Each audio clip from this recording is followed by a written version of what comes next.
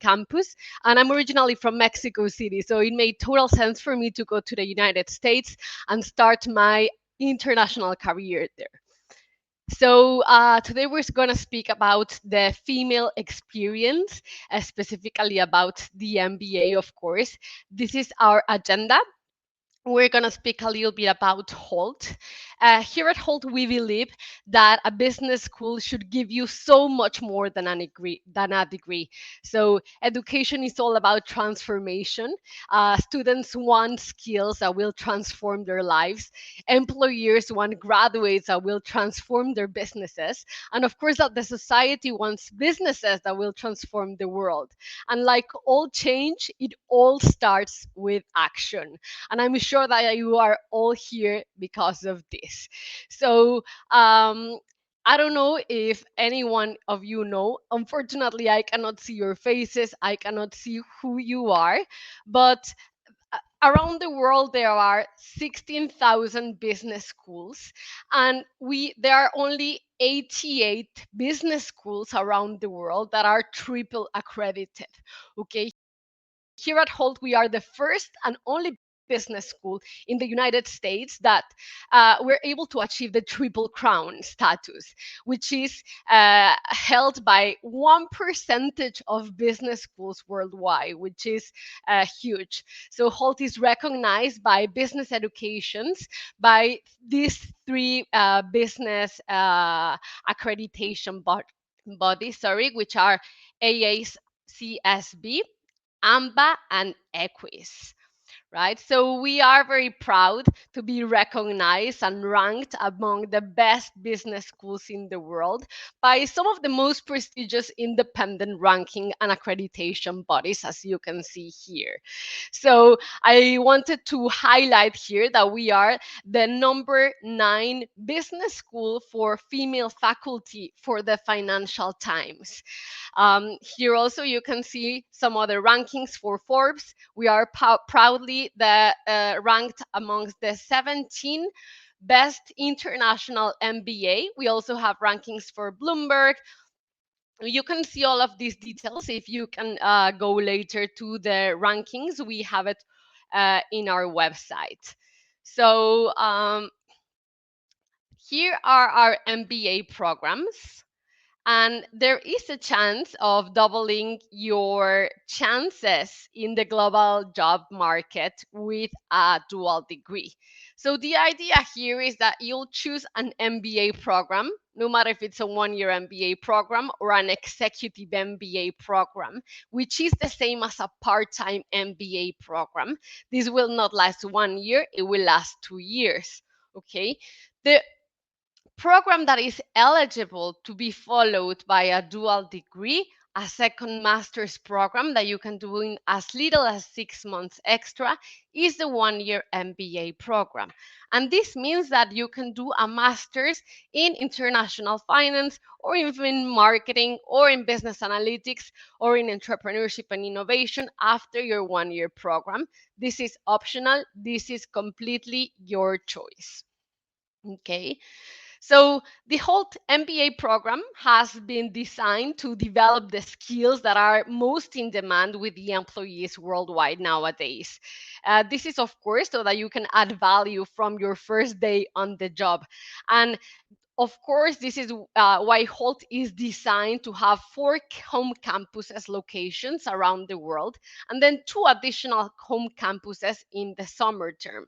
The 2 additional campuses for the summer terms that I'm referring to are China, in Shanghai, and then in New York, in the United States. So this gives you the opportunity of experiencing different cultures and lifestyles, of course, expanding your networking, and then having more than 140 nationalities in your classroom. Of course, it is possible to travel around the world during the summer, as I mentioned before.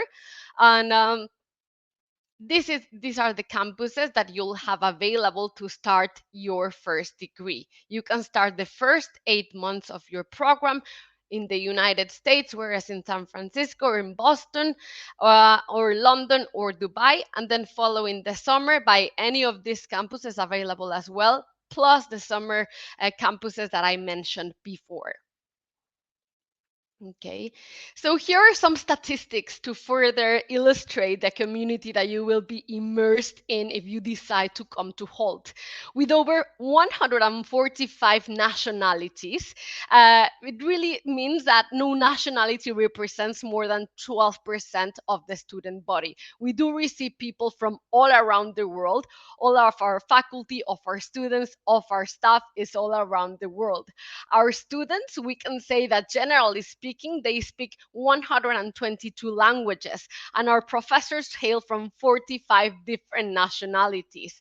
All of the countries represented by Holt faculty are bringing, of course, this first global experience into the classroom. This is why we always say that the world is your classroom. So let's speak a little bit about careers. I always say that one of our biggest departments inside Holt is called Career Services and Corporate Relations. This is basically a link between the students and the corporations, the job market. Okay, so each of the students gets to have a personal career advisor since the day one so that they can be guided on a journey of self-discovery toward their graduate job and support in every single step with tools and skills so that you can land your dream job, so that you can design a career pathway for you. I always say that we all come to do an MBA for different reasons. We all have different goals, and this is why it's important to have an expert to be guiding us hand by hand amongst every step that we do in our careers. We cannot generalize this, and this is why we have to be as personalized as possible. So, these are some results from the graduating class of 2020. It's actually the class that I graduated from, actually. As you can see here, 91% of the Holt graduates are employed within 6 months after graduation. Okay. Your learning journey really continues after graduation. As a Holt alum, you can return to the classroom anytime that you want. This is one of my favorite parts in Holt as well. You can come back any year in any campus that you like for the rest of your life to get an elective class and skill up. Okay, it is important to skill up, to learn about whatever you are doing in your job, about whatever you want to get challenge yourself. And these are classes that are usually offered around the world with more than 100 courses. And we can say that around 800 alumni, more or less, of course, this is just an average, come back to Holt to join us to our campuses every day. Okay, so let's speak a little bit about women in business at Holt. It's one of my favorite parts, one of my favorite topics, and this is why we are all here. So at Holt, empowering women to lead in business is really important and high on our agendas. We do offer courses focused on gender equality and leadership development. So there is an active Women in Business Club, which I was proudly part of during my MBA in Boston. And the idea here is to continuously organize on campus events and seminars so that we can all discuss with inspiring women and, of course, celebrate them as women in business. Also, something that is truly important is that every year at Holt, we award scholarships that are called Women in Business. This is to attract and support the promising women in business leaders of tomorrow. Okay. So, with an increasing number of well known organizations around the world that are appointing female CEOs, the trend towards women in leadership positions seems to be on a rise. However, when we put this in context, we all know that it's still the minority of these leading companies. So, what we want to do here is really understand the advantages and opportunities that we can have as women in business here. I really understand every time more, and I'm proud to know that there is an increasing number of well known organizations like IBM, like General Motors, like Oracle also, of course, among others, that are appointing female CEOs. These companies are having female CEOs. And as I was telling you before, the trend towards women in leadership positions seems to be growing. But if we are understanding these business problems, this is a minority of females leading the biggest companies, and this is inequality.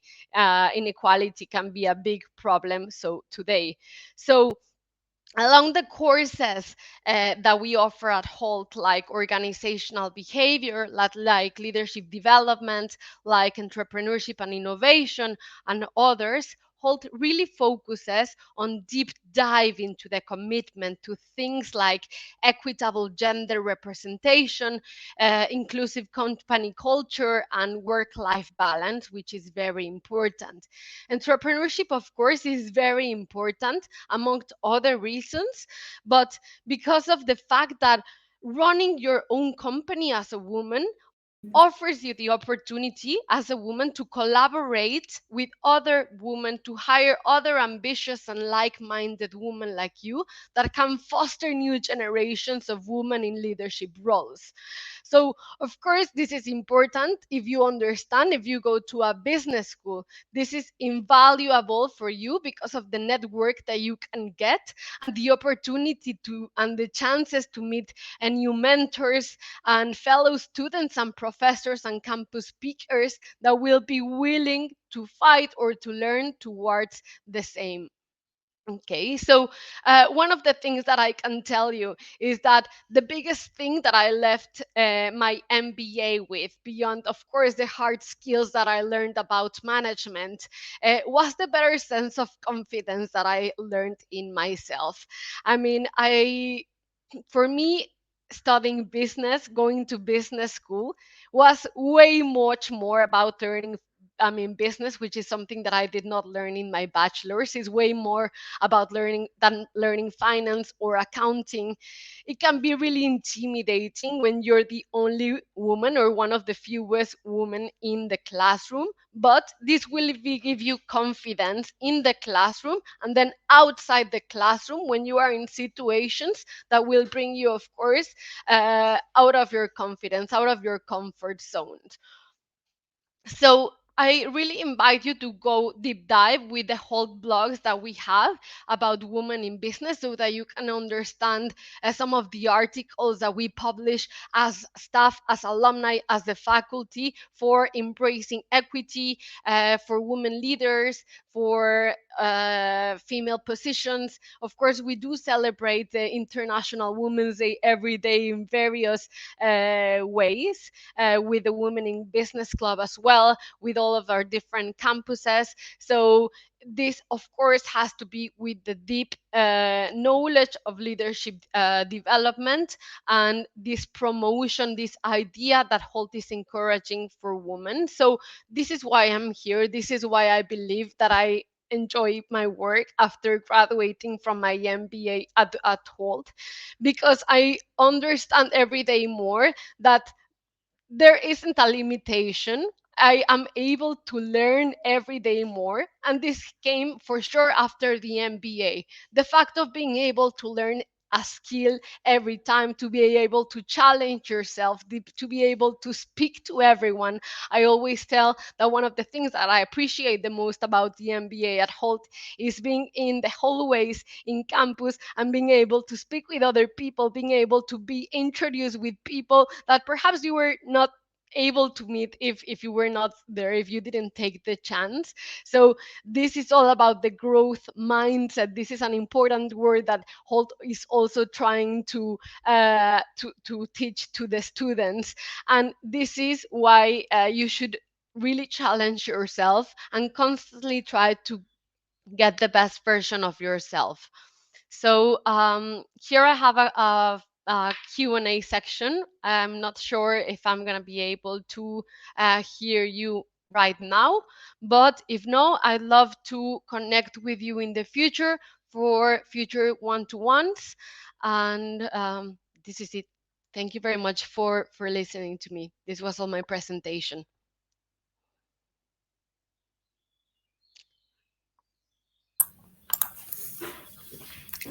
Thank you very much, Monica, for your insightful presentation. It's been an absolute pleasure to listen to it.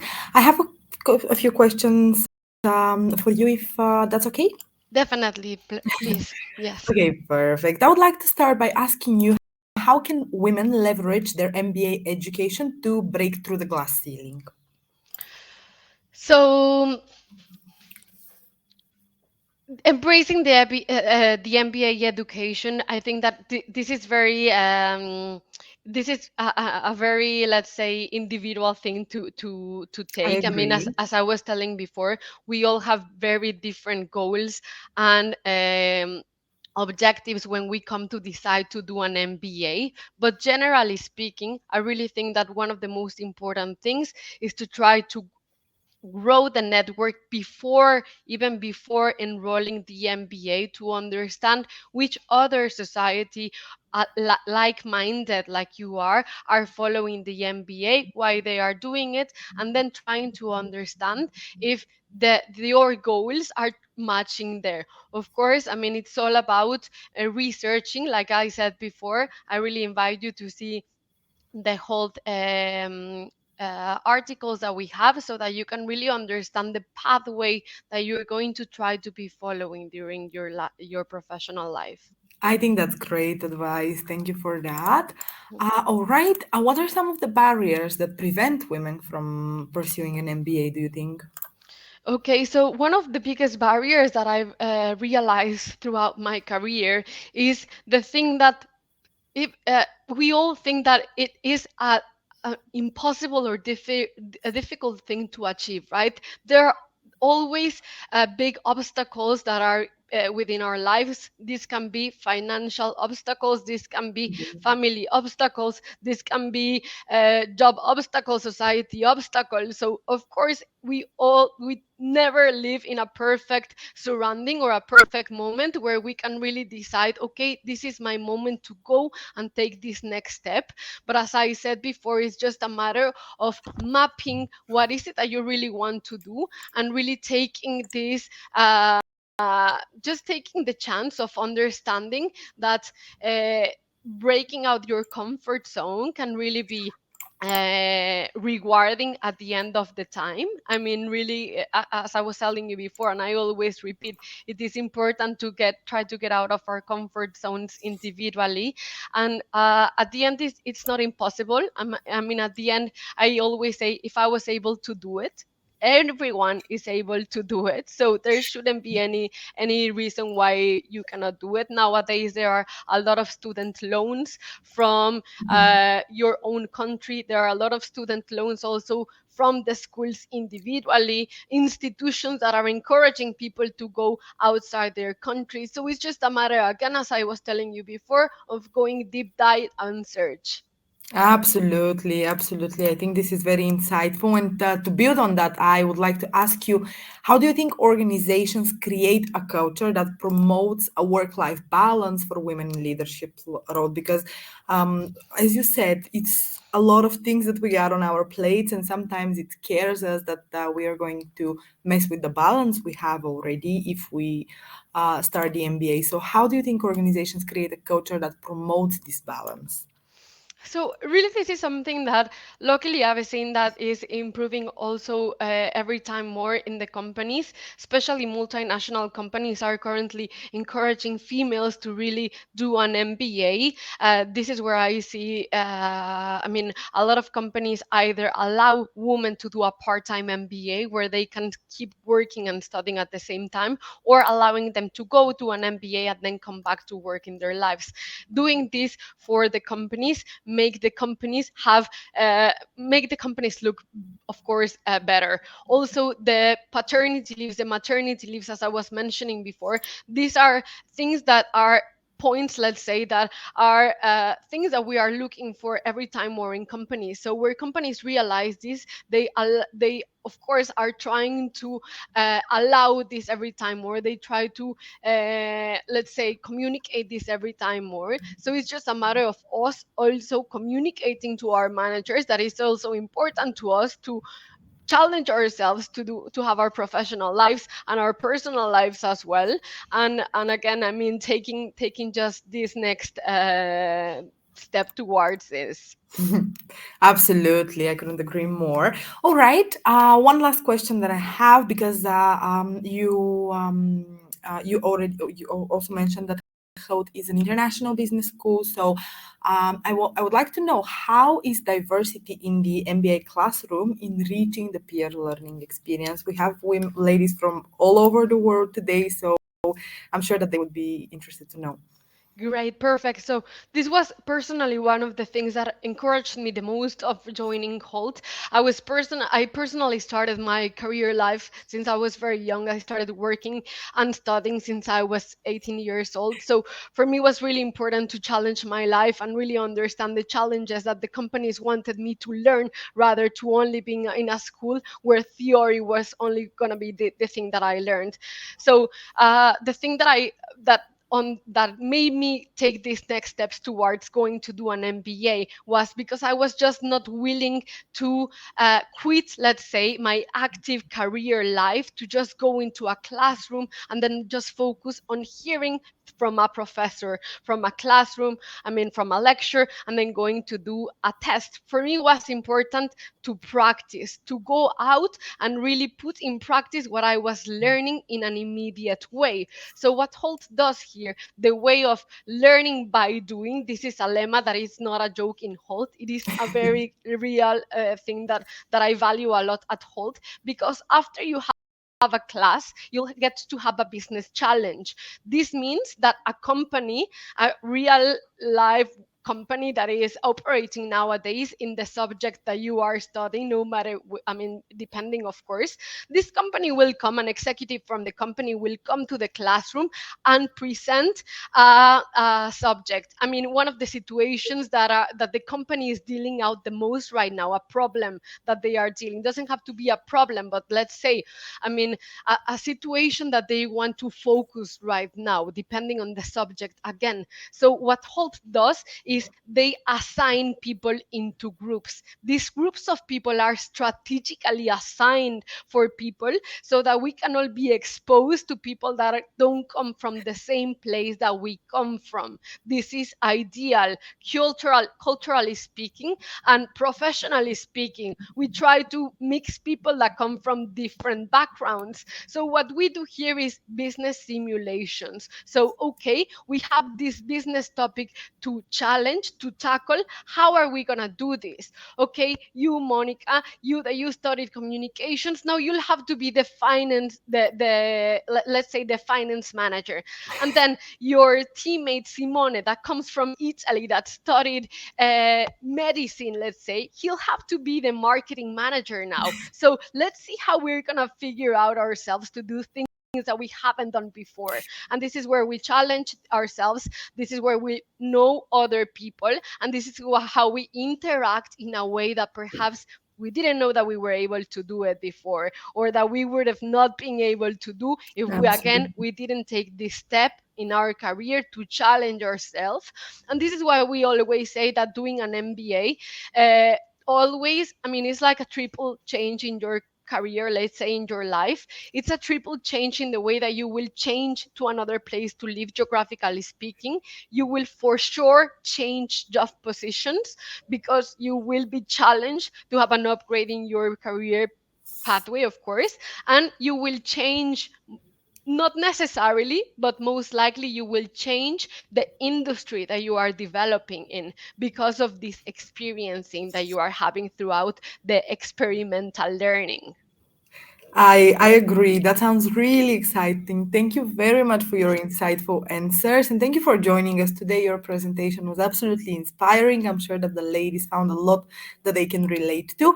Once again, this was Monica Berber from Health International Business School. Thank you, Monica, for joining us today. Thank you. Thank you very much for the invitation. And Our again, pleasure. stay connected with me. Add me on LinkedIn, Monica Berber. I'll be happy to connect. Thank you for the invitation. Thank you. Bye Enjoy bye. the rest of your day. Bye. Thank you. Bye bye. Bye. Ladies, we still have 2 minutes, 3 minutes before our next topic. Let me know how you're feeling. Where are you from? I don't see anybody saying hi. Let's all say hi to each other. As you know, my name's Christina. I'm from Bulgaria. We're in Bulgaria right now. Let me know where you're from, ladies. We have the chat box right here. Okay, we have Rosita. Hi, Rosita. Where are you from? Okay, we have Palma from Madrid. Hello to Madrid. Anybody else? Hello, Maka. I see Maka from Poland. Hello. We have Marwa from Egypt.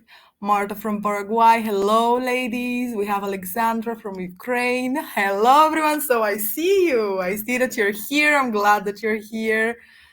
Let's see what we have. We have South America. We have Namibia. All right. USA.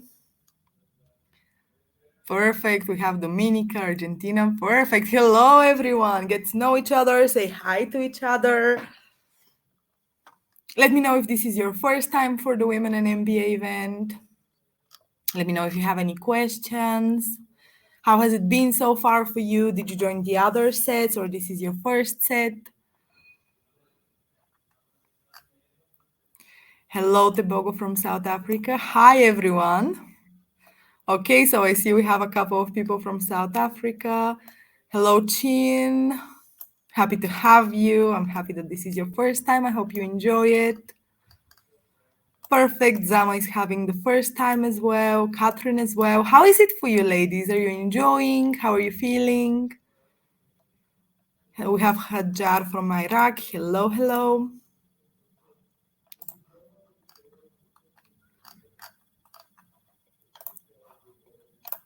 Don't be shy, ladies. Say hi to the others. As you see in the chat group, we have a lot of ladies saying hi. Get to know each other. This event is for you to get to know us to get to know you, but also for you to get to know each other. So,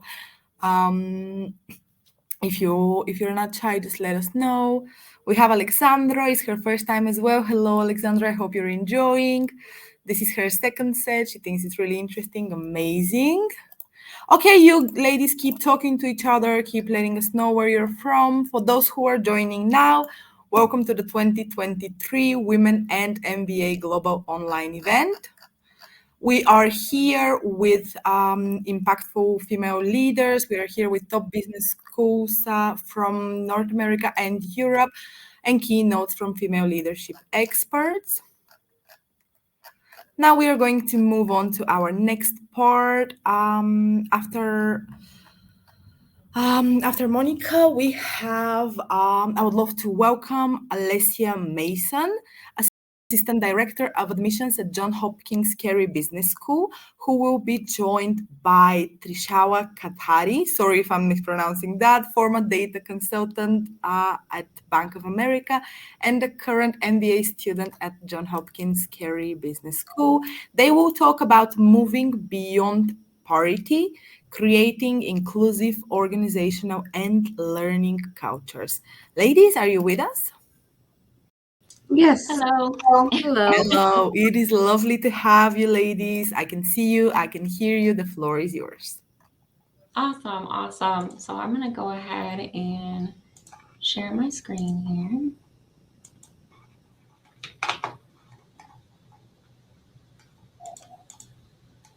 Oh, okay. So hopefully everyone can see here. But hello, everyone. Thank you for joining the session today. I'm happy to have the opportunity to be here to talk about gender parity in higher ed and creating inclusive learning cultures. My name is Elisa Mason. I'm an assistant director of admissions with Johns Hopkins Carey Business School, And today I'm joined by Carey alumna Trishala Khatri that will participate on a Q&A in a bit here to highlight the experience of being a woman in business school. But first, we're going to go ahead and go over the presentation first, and then we will go ahead and transition into the Q&A session afterwards. All right, so who are we? Carey is the business school under the larger Johns Hopkins University. At Johns Hopkins, we pride ourselves on being a university of firsts. We were founded in 1876 as the first research university in America, and we're driven by our curiosity. And for more than 40 years in a row now, we've put more money into research than any other U.S. academic institution. So that's something that we're very proud of, and we've had the opportunity to brand ourselves with as well. All right. So in this exciting time and opportune space, we spend a lot of time interviewing students and employers to understand how we need to continue to evolve our brand so that we've got a diverse community that can learn from each other and take those perspectives into business and the global community. Carey is the newest school to form from Johns Hopkins, and that gives us a unique opportunity to live in both the legacy space of the overarching Johns Hopkins brand and the forward-thinking ingenuity of a modern business school.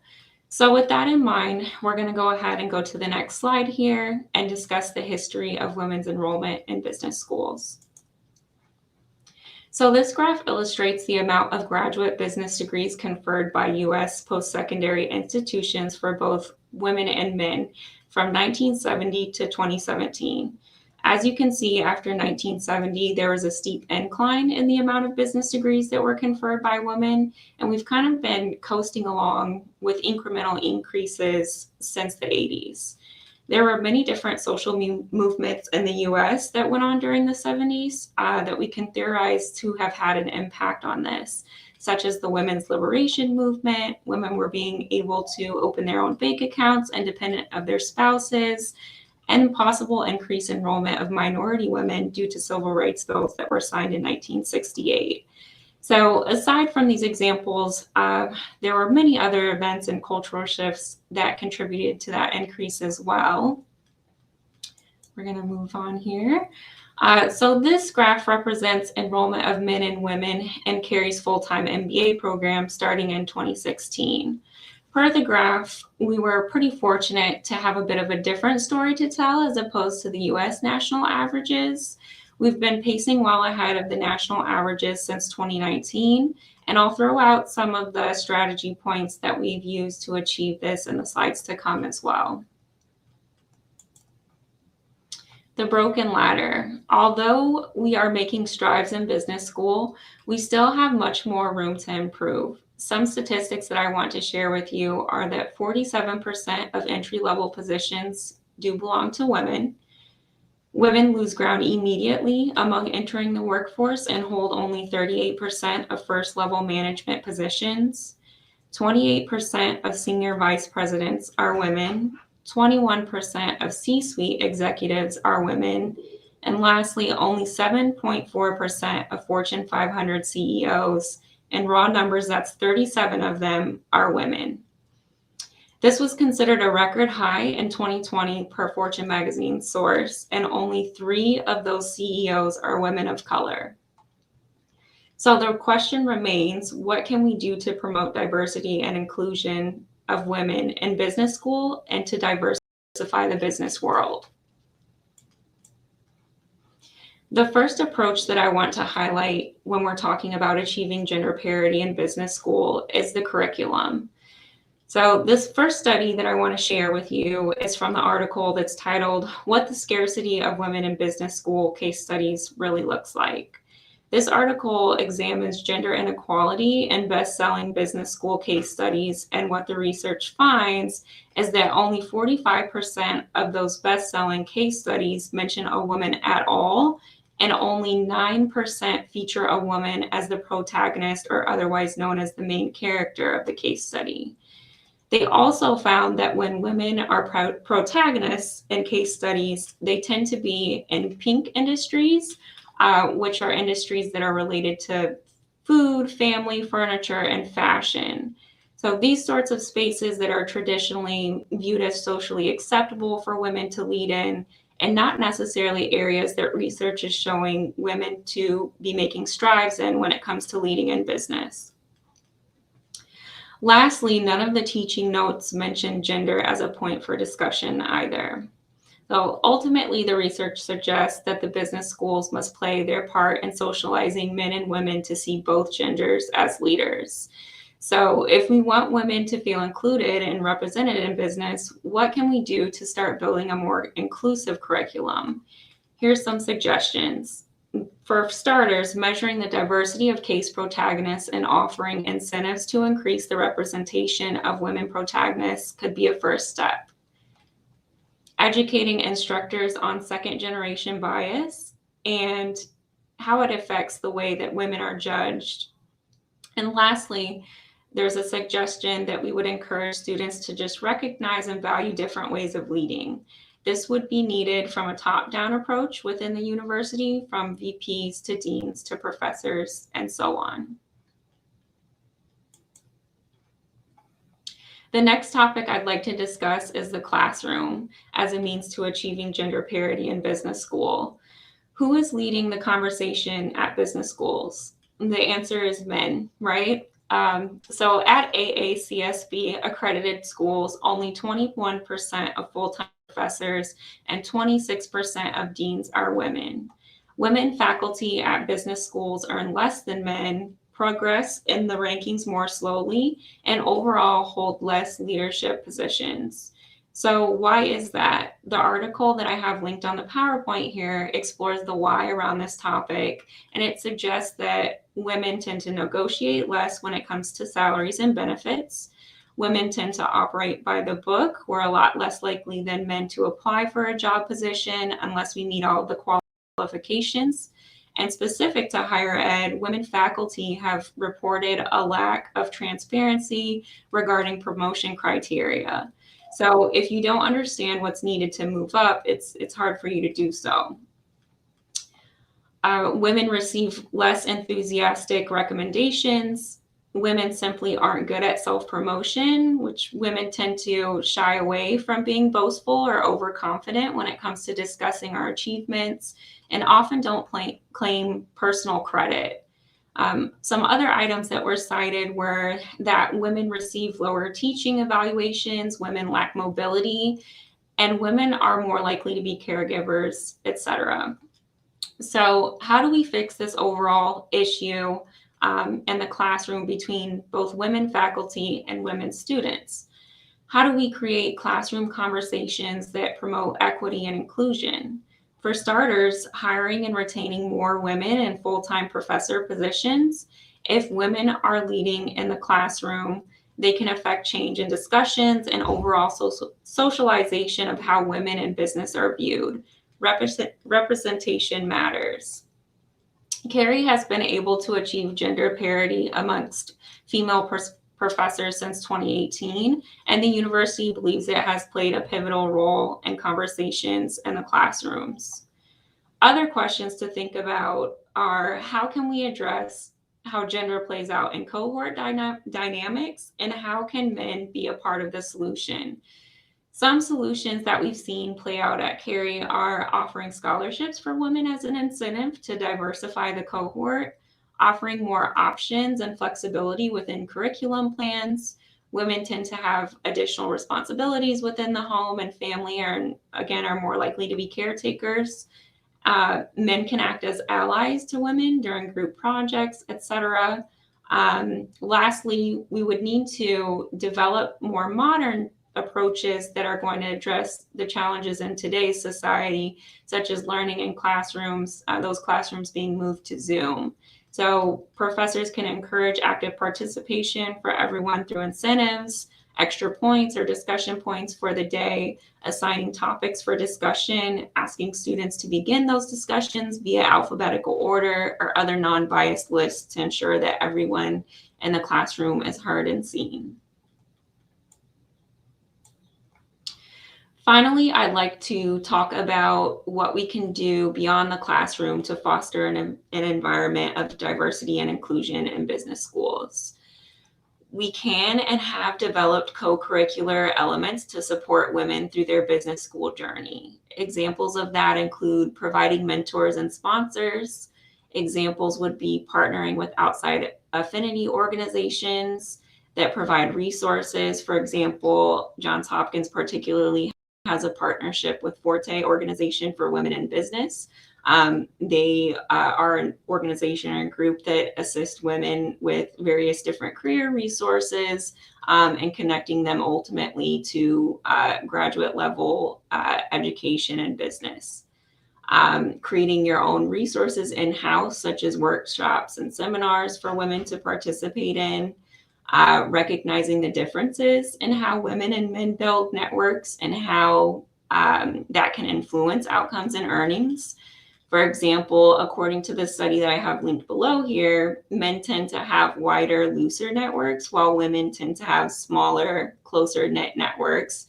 And this does have an effect on labor market outcomes. Looser networks are associated with higher performance in high-risk jobs, and whereas the money and the opportunity to lead, it's in those high-risk jobs. So it's important for us to pay attention to that and make sure that we're supporting women and creating as many connections in business school as they can that will carry them through their career.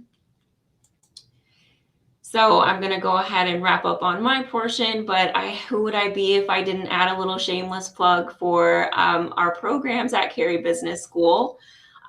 So I just wanted to share some brief information with you all about the MBA programs that we offer. So we've got a full-time MBA that's 2 years. Underneath, you'll see the list of dual degrees that we offer that are aligned with the 2-year full-time MBA curriculum. We also have a few programs through the full-time program that are 3-year programs. And then lastly, we have a part-time flexible MBA that's online and can be completed in as little as 2.5 years or as long as 6 years. So with that, we're going to go ahead and transition into the Q&A panel. And I think before we begin with the questions, I'll go ahead and have Trishala come off of mute and say hello, and maybe just give a brief introduction about yourself before we get started. Thank you so much, Elisa. That was a wonderful presentation. So hello, everyone from different parts of the world. My name is Trishala, and I actually just graduated from Johns Hopkins Carey Business School. I did my full-time MBA with a focus on analytics and leadership. And prior to MBA, I actually worked for 3 years in technical roles in different sectors like finance, healthcare, as well as technology. And after that, basically, like the reason why I joined MBA was because I thought that super technical roles is not something that I'm very passionate about. I wanted to build more connections and do leadership roles, and that's where I planned to do an MBA. And then I came at Carey, and then my experience has been very amazing after 2 years of spending here at Carey. And I would say, I mean, I could answer more questions about how my MBA at Carey led me to what I am right now and how it helped me shape my career goals. Awesome. Thanks so much, Trishala. So we're going to go ahead and get started with the questions here for today. And my first question for you is, Trishala, can you tell us about some of the experiences that you've had with various affinity groups on campus, and how do you think that contributed to your success in the program?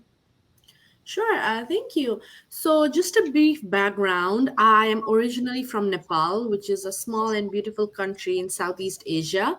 So, when I came to the business school, I looked at the number of students who were in campus, and I did not even find even one Nepalese student. So, I was a little intimidated because in my undergrad, there were a lot of Nepalese students.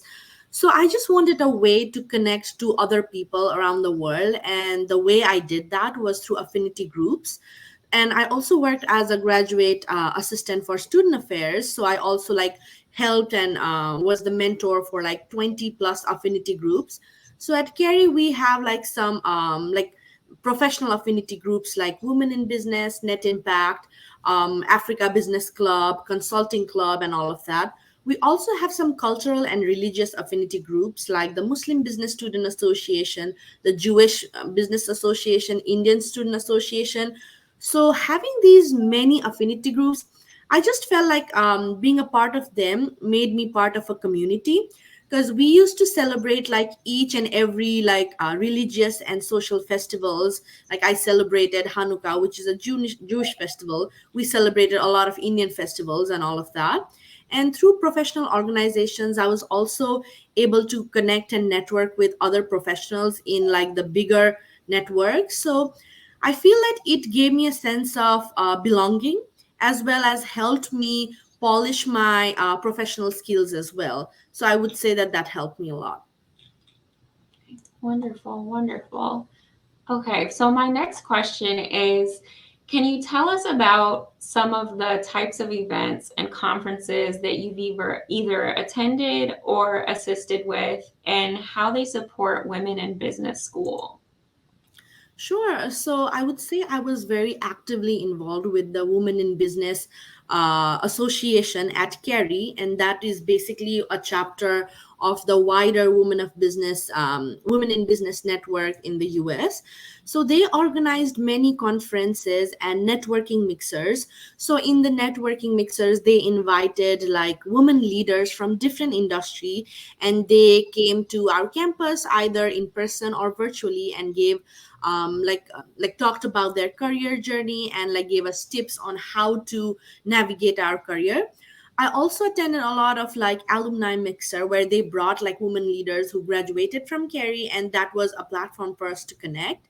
There were also like some events like the Women in Business Stoop Storytelling. So that was one thing that's very close to my heart, where women not only spoke about their professional journey, but also about their personal journey as a woman. Like what kind of experience did they have to go through to reach to where they were? And I think that gave us some kind of like emotional connection as well.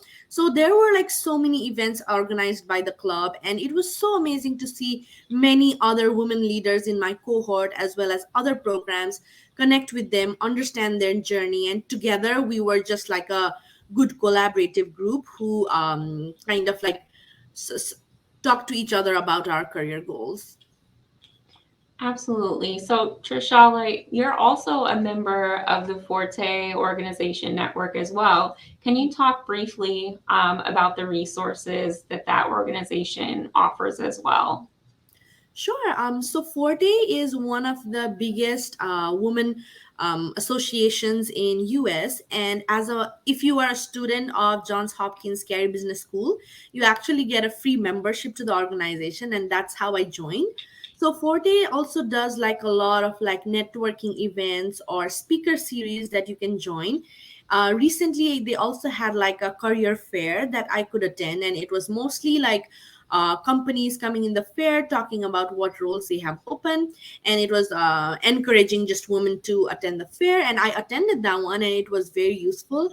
I built a lot of great connections with amazing other women colleagues and peers, as well as many companies. And it also has a lot of like other conferences that you can attend, and I think they also like give you an opportunity to send your resume to their network, so you are a part of their resume book as well. So sometimes, if companies want to kind of like filter out which schools they want to hire to, and if you're a Forte member, then you get some benefit to be seen in front of employers. Wonderful. Thank you for that. And my next question for you is, in your opinion, what are some of the advantages of diversifying the business world? Yeah, that is a great question, because I came from a country where women education or girl education is still not as developed as in the US. So one of the reasons I came from Nepal to US was because I did not get many opportunities. In fact, in my like in my family, my mother is the only one who is educated, and all my aunts are housewives who stay at home, and they did not get any opportunities. So growing up, I did not see many women leaders in my field. So that's why I wanted to come here, pursue my education, and get more opportunities, and maybe educate, go back to Nepal and create opportunities as well. So I feel that right now, like when you look at statistics, the world population, the female population is 49.5% and male population is 50.5. So it's almost half and half. But the opportunities, as Alisa mentioned in her presentation, in many fields like all the industrial sectors as well as in classrooms also, we do not see the equality or the equity in men and women. So that is something that has been lacking for so many years. And I guess what diversity brings is that it brings like different perspectives, like some skills that women have, probably men could learn from us and we could learn from the men. So I think diversifying brings a mix of different perspectives as well as skills. And also diversifying in terms of not just gender but in terms of like countries and religion or cultural background also brings that kind of like different perspectives. Because in my MBA class, like we were 80 students and we had students from 35 different countries. So in every project I got to work with people from different continents, and the way how they worked, the way how they were bringing their perspectives, it was very unique, and I got to learn uh, a lot of things. And in my prior work experience, I never saw that much diversity. So after working with a diverse class, I figured out that diversity is really important to teach you many life lessons as well. Wonderful. Thanks so much for sharing your perspective on that. My next question for you is, do you have any advice for managing your time in business school? Many times women have, lots of other responsibilities to tend to, they're caretakers, etc. Advice for managing time in business school. Sure, that is something I was trying so hard to manage my time as well. I guess the key to managing time or balancing, responsibilities is basically prioritizing everything, like what matters to you the most. So I read this somewhere in some article that the key to balancing, so balancing is like juggling balls, some balls are made of plastic and some balls are made of glass. So the key to balancing is basically separating which balls are made of plastic and which balls are made of glass. So let's say I characterized my glass ball is family, and my some plastic ball is sometimes homeworks because maybe I have some more time to do it. So while juggling, if you drop a plastic ball, it's going to bounce back. So if you sometimes miss a deadline, that's fine. But if you drop a glass ball, it's going to break and shatter and it's never going to come back. So if you have like a family responsibility and that's super important, sometimes you need to keep aside your homework and focus on that, because homework is always going to come back. So I would say just prioritizing what means most important to you, and also like separating time of the day of which time I'm going to do what and how much time I'm going to spend on each activity. I think that's the key of time management in an graduate school for women. Very good. Thank you so much for that. And I think we're at time here. So I just want to thank everyone. Again, thank you so much, Trishala, for joining us today and sharing your insights with us. Thank you to Women in Business and Access for having us. This has been a great event, and we look forward to more events in the future. Feel free, please, to connect with me on LinkedIn, Alisa Mason. Would be more than happy to be added to your network. So thanks again, and I hope everyone has a great day. Thank you very much for joining us lately, ladies. It has been absolutely wonderful to hear your thoughts, your experience, but we're absolutely delighted to have you. Thanks so much. For those who are joining now, welcome to the 2023 Women and MBA Global Online Event with top business schools from Europe and North America and keynotes by female leadership experts. Now, I'm going to give the floor to Anna Palmer, Director of Recruitment and Admission at the University of California, Davis. Together with Jessica Cheng, 2023 MBA candidate at UC Davis, Senior Industry Marketing Manager at Rakuten. They will talk about shy caterpillar to social butterfly, transform your networking skills in a male-dominated business world. Ladies, can you hear me? Are you with us? Yes, thank you for that introduction. I can see your screen, I can hear you, so the floor is yours. We're happy to hear. Thank you so much.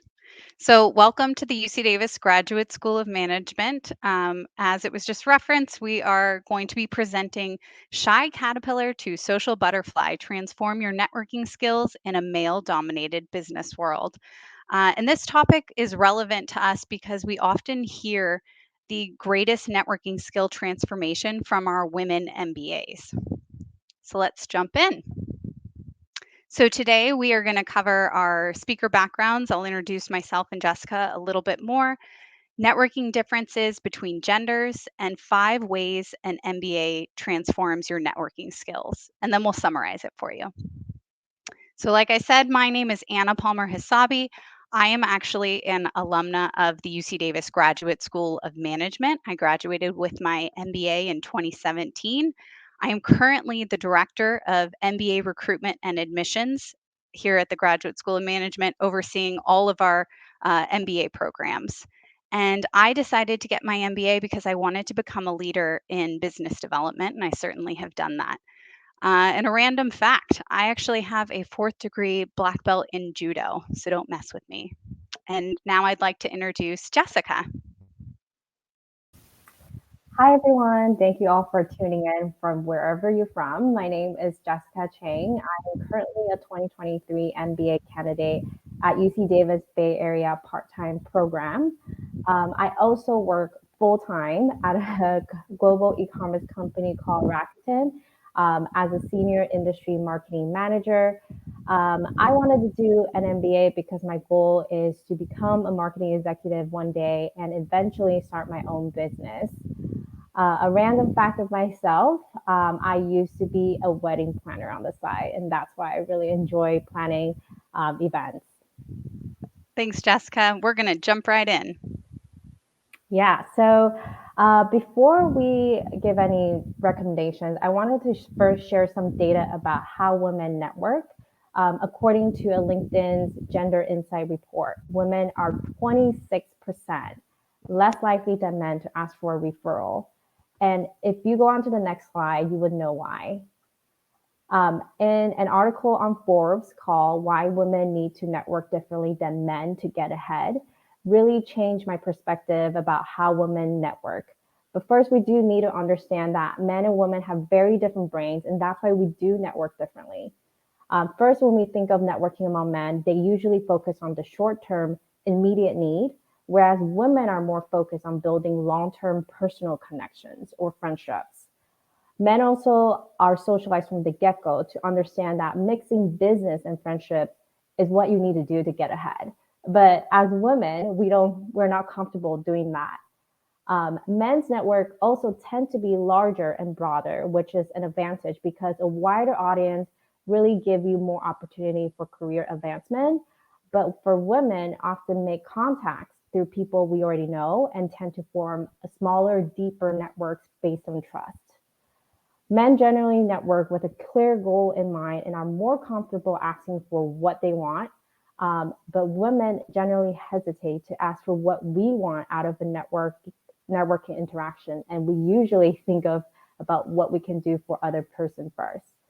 So my key takeaway from this Forbes article is that for the longest time, I thought we have to mimic the way men do it because it's proven successful.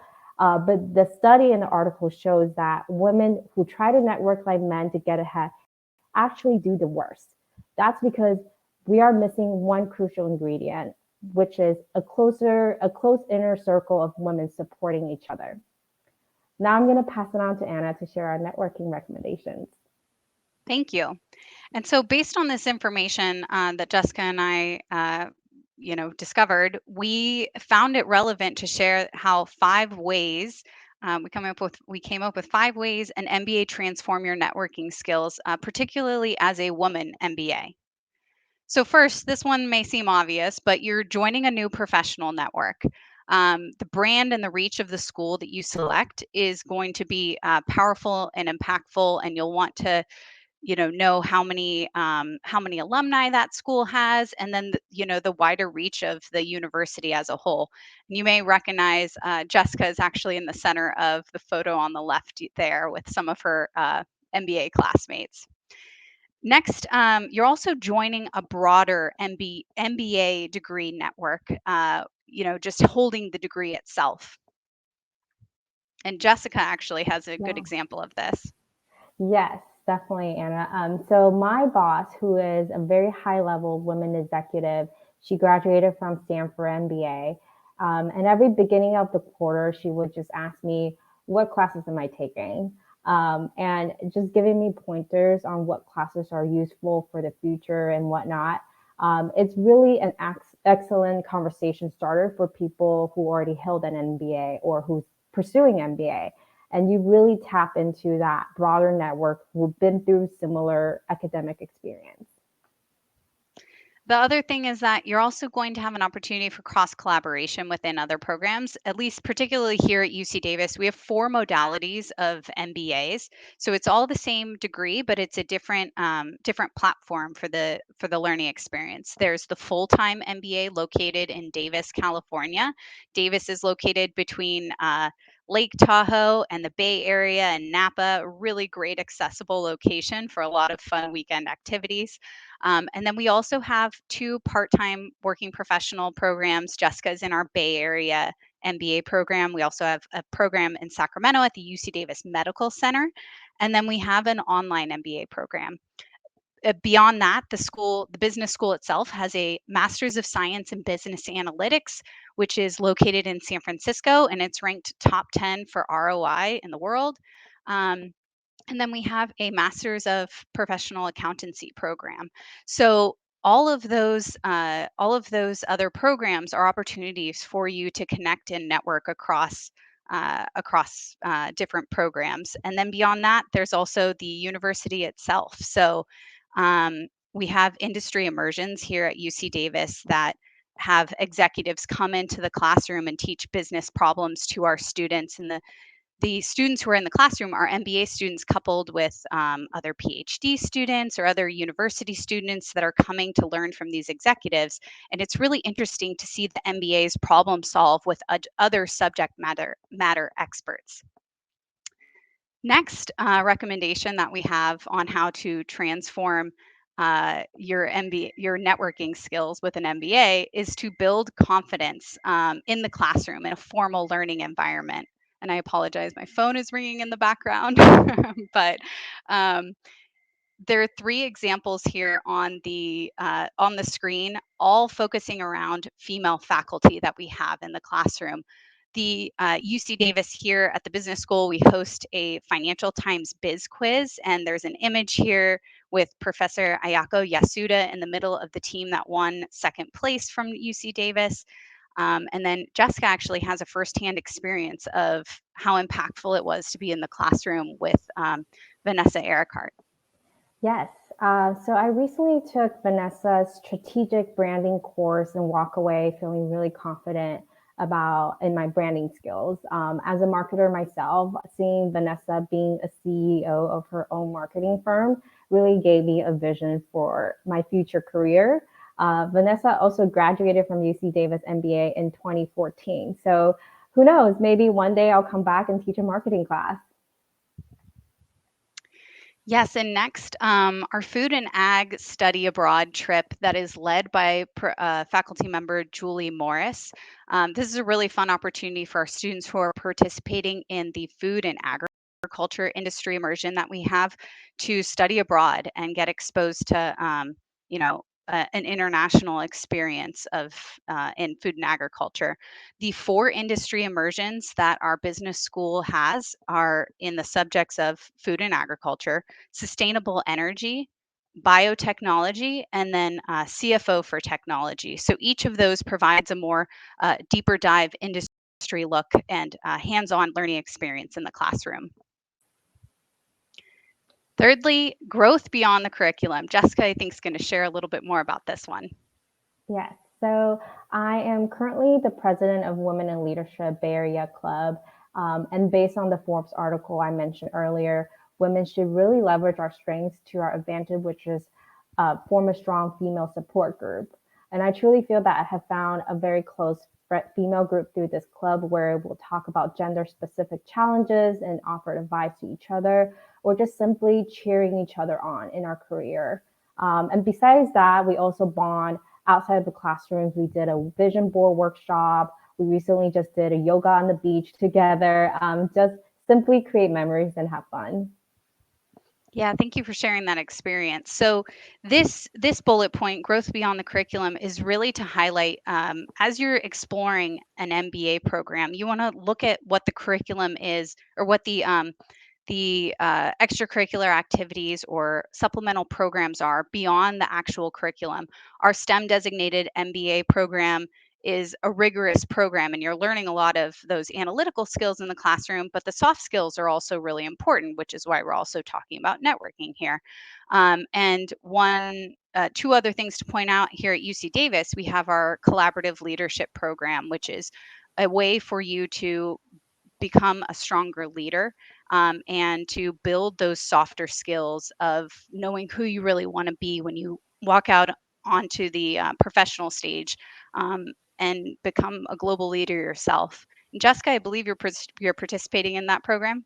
Yes, I am. I definitely found the workshops and keynote through the collaborative leadership program very valuable for my personal growth, and which is something very often overlooked when going through a rigorous MBA program. Oftentimes, we just going through the courses and not really thinking about our personal growth. So this program really offers an opportunity for myself and for other students to slow down and reflect, and really it really going to contribute your professional growth as well. And I'm definitely looking forward to joining the retreat in Monterey next year to wrap up my experience. Yeah, thank you. And that retreat in Monterey, you're going to have the opportunity to connect with alumni and other mentors, the industry leaders. So it's all about continuing to build that network and to participate in opportunities beyond the classroom. Another point to mention: we also have an entrepreneurial competition called the Big Bang. We can share more about that if anyone's curious. And I forgot to mention, if you do have questions as they arise, please feel free to use the chat. We are going to have a Q&A section at the end, but if you don't want to forget your question and you want to be able to drop it in the chat, please feel free to use that, and we will circle back to those. Let's see. Next way to transform your MBA. Yes. The fourth way is to leverage your male allies. When I first joined the program, I really show up with an intention to connect with like-minded people. I took the time to really identify my male allies in my cohort through group projects or after class happy hour. And these are the male allies who I can trust and really feel safe to reveal my weaknesses to them. And I just continue being proactive and setting up small group hangouts and really pursue the friendships. And naturally, I find myself growing my networking skills without knowing. And so I'm very, very fortunate to have these male allies in my life who I found through the program, and they really invested in helping me to succeed. And I credit them so much for my growth personally and professionally through my MBA experience.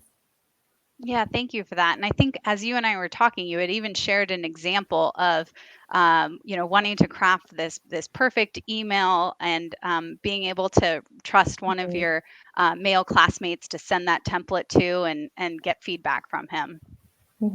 Exactly. Yes, that was very helpful. And not making it like, I think when I was drafting that email, I was really stressed out, but he really helped me craft it to make it a way that it doesn't sound stressed out, if that makes sense. Yeah, that's a really good example. And I think it's also, I mean, that's a great story about how, stepping outside of your comfort zone and feeling like you're in a safe space within everybody earning their MBA together. Everybody is kind of on the same page there. And so when you're in the classroom, with a ton of diverse backgrounds, everybody's sharing that common goal together of wanting everybody to grow. And it really also speaks to the collaborative nature of our UC Davis MBA program. We are different in that we have a very small, tight knit community where everybody, the faculty know everybody by name, and you form really close bonds with your classmates. It's not a cutthroat MBA program like some of the others that might be concerned about competing for the top ranking in the class. Our environment is very supportive and collaborative, and it's really important because that's what it should look like in the business world going forward. And so I think Jessica has been able to experience those benefits firsthand. So lastly, how an MBA transforms your networking skills is that it helps you find your own style. So to circle back to what our title is, there are about 17,500 species of butterflies in the world, and around 750 species of butterflies here in the United States. And so this is really to point out that like there is no perfect networking style, and becoming an MBA student is giving you a more supportive environment to make your networking style your own. And like I said, we've seen the greatest transformation with some of our women MBAs that are able to step outside of their comfort zone and really take on additional opportunities and understand how to grow their network in the business world. And this is actually a picture of something Jessica organized. Jessica, do you want to talk about your experience here? Sure. So this is a picture of our beach cleanup in San Francisco, and I was one of the main organizers. Beach cleanup is something I'm always really passionate about, and it's just really awesome to see that I was able to mobilize a group of students, and some even drove hours to join this event and to participate while keeping our ocean clean. Plus, just meeting so many students from other programs within our UC Davis MBA community was just cherry on top. I found it really, really rewarding to be able to be that connector for my peers. Yeah, thank you, Jessica. So, in summary, the 5 ways that an MBA transforms your networking skills. You'll be joining a new professional network within the MBA program itself. That's a no-brainer. But you're also going to be building confidence on how to network, and then you're going to have opportunities to grow beyond the curriculum. So again, taking a look at what those additional supplemental programs are that the MBA program offers. And then you're going to want to leverage your male allies in the classroom and really build deeper friendships with them as well. And lastly, discover your own style. There is no perfect networking formula, but you're going to receive the formal skill set to network. Our career development team here at UC Davis does an extensive job training our MBAs on effective ways to network, but there is more beyond the formal curriculum of how to network. So we hope that these points have been helpful, and we would love to keep in touch. Here's our contact information. You can visit us at gsm.ucdavis.edu or email our admissions inbox there, or follow us on Instagram. So at this point, we want to open it up for questions. Thank you very much, ladies. It was very inspiring to hear your presentation. As you said, it's Q&A time now, and we can take a couple of quick questions from the audience, if you don't mind. I have one here. How can women balance their personal and professional life while pursuing an MBA? This is a big topic for all of the ladies that are wondering whether to embark on that journey. So what are your thoughts on that topic? Jessica, do you want to start first since you're currently a student? Then I can share my experience as an alum. Yes, definitely. Honestly, I always get this question, and I answer it with quote Nike, "Just do it," because honestly, you don't know, like you wouldn't know your limit until you're actually in it. And beforehand, I always like really nervous about whether I can handle it. How can I handle it? I already really tired from work. How can I even handle classes? How can I balance my life? But when I'm in it, yes, the first quarter was very difficult. But then after that, you just kind of get a hang of it, and you kind of create a rhythm and like a routine, not really a routine. You just find a way to really balance it. You started looking ahead, you start planning ahead. Like with work, this coming week it's going to be super busy. So you plan ahead a week before. And then with school, finals coming up. So you like plan, ahead of time. So I think adapting that mentality, looking ahead and planning it, really helped me balance everything. So. And I can share a little bit more too. I think, now being an alumna and on the other side of things, I can speak firsthand to the fact that it's temporary. I mean, you're entering an MBA program for a finite amount of time, and you're going to be pushing yourself to new limits. You're turning your brain back on to get back into the academic mindset.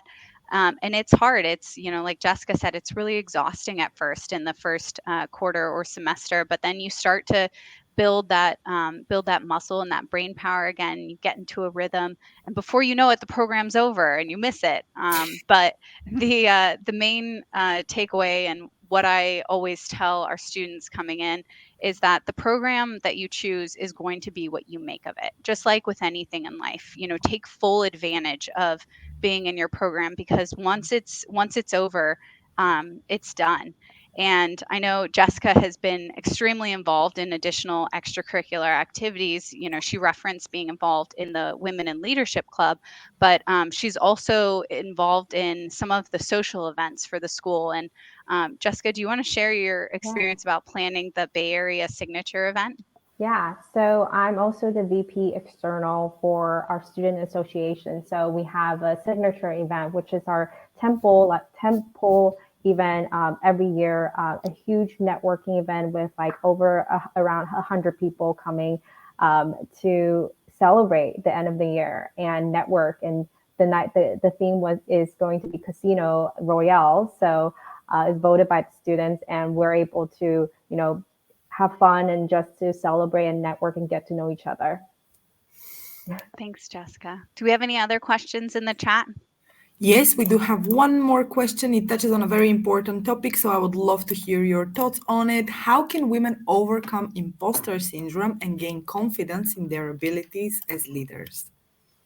Yes. And this is something that Jessica and I spoke a lot about, and I'll let you chime in, Jessica, here. But that's part of the reason why we felt like this topic, this presentation topic, was relevant, because I think many of us experience imposter syndrome. And one of the reasons why I wanted to earn my MBA was to legitimize the business skills and the intuitive thinking that I already knew.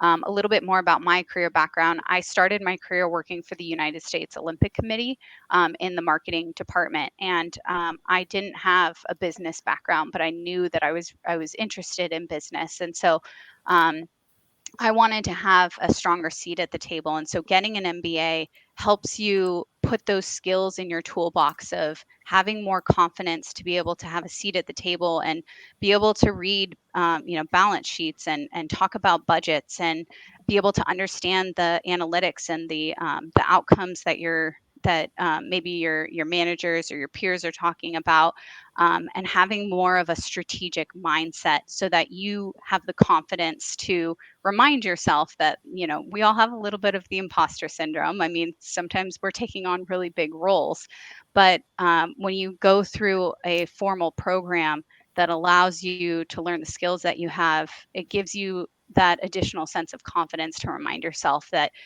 you have the skills, you are worthy, you know how to step up, and I think that is huge. Jessica, do you have more to add there?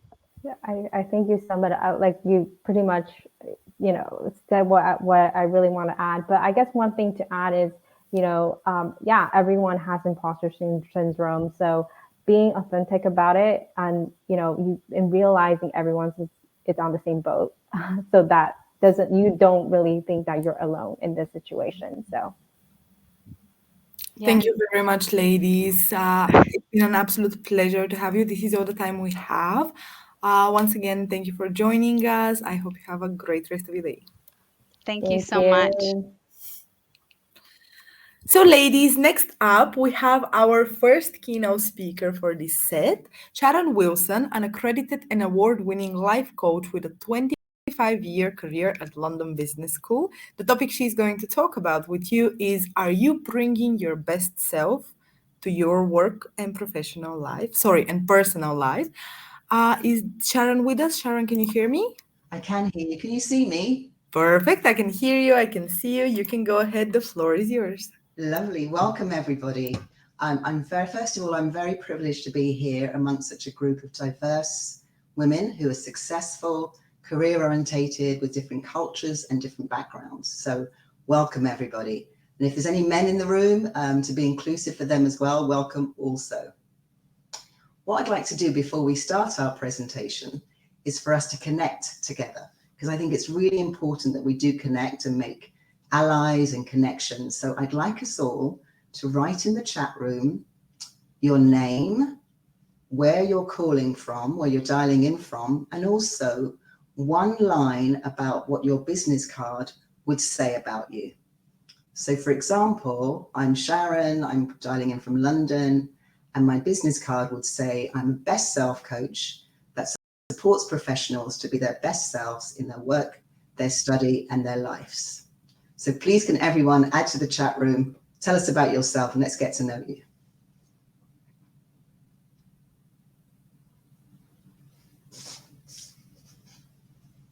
I'll give you a few minutes for that.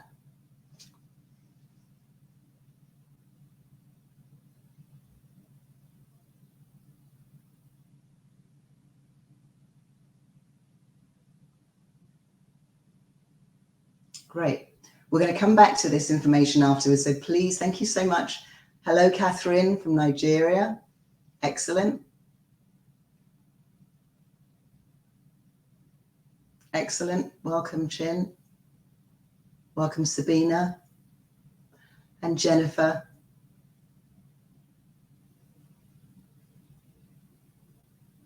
Wonderful. Okay.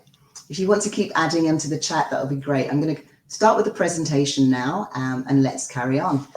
Hello, Marissa from Nigeria as well. Perfect. Let's start. Keep adding to the chat room. It's really important that we see who's in the room and maybe connect with them. There could be an ally there, a sponsor there, a friend, a mentor. Let's keep adding to the chat room. Okay, I'm going to share my screen and we can start. Hello, Amanda from New York City. Wonderful. Perfect. An aspiring entrepreneur there. Lovely.